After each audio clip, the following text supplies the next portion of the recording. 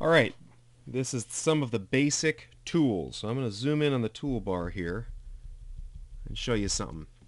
Right now we've got the rectangle tool selected by default. The little triangle, that little triangle in the bottom corner, that tells you that when you click on it, there's a bunch of different tools that are nested, or they live in basically the same apartment. Okay, well, all we really care about on this lesson is a rectangle tool, rounded rectangle, and ellipse. Okay, and when you let go on one, it goes for the other there.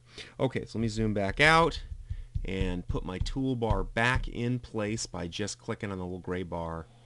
It's back in place. Okay, so we've got the ellipse tool selected. All right, and when you draw with it, I guess you can probably figure out pretty easily what it does. Okay, it's a no-brainer. This is going to be a pretty short lesson because it's a no-brainer like that. Okay, and let's go back and click and hold down, get the rectangle tool, and it does the same thing. It draws, you guessed it, rectangles. All right, so now that was just drawing. Now there's something we want to do here is if we start drawing and hold down the shift key, it's going to constrain it to a perfect square. Constraining is a word we're going to use a lot, and you always use a shift key for that. So as you're drawing, hold down shift, it makes it a perfect square.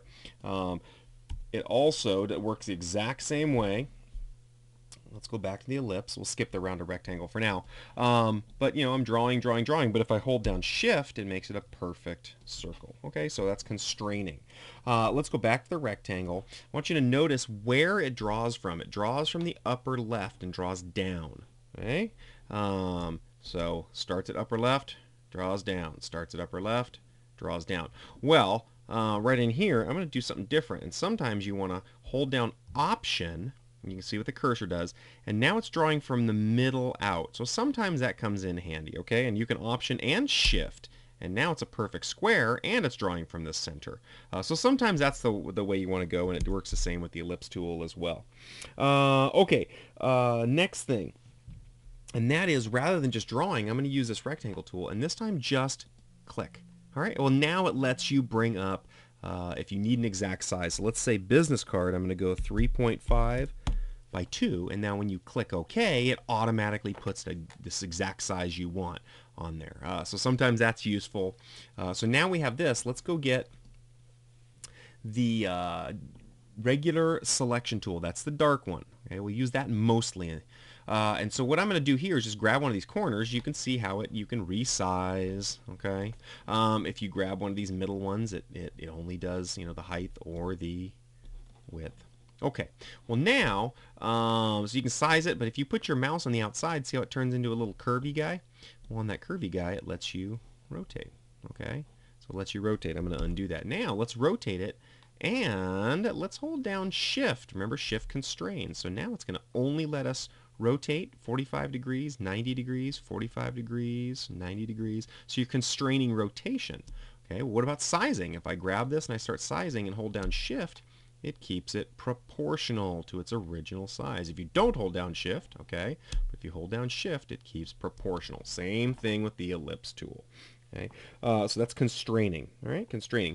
Also, let's draw a bunch of little boxes quickly.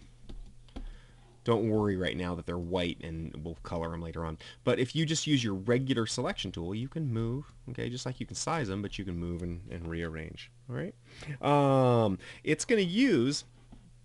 And if I just click, it's going to use whatever the last size was that I did. Okay, it's going to use that. It retains that size. So I don't know if that's helpful or not, but that's what it is. Okay, so now we have the one last one. That's the rounded rectangle. It works the exact same as the other two. There it is, rounded rectangle. You can see it has rounded corners. Okay, the only thing I want to show you about this one is if you just click it, it lets you do a height and width if you want to, okay? But you can set this corner radius. So right now, let's draw with a 1/4 inch corner radius. You can see what it does. Okay, well now let's do a different one.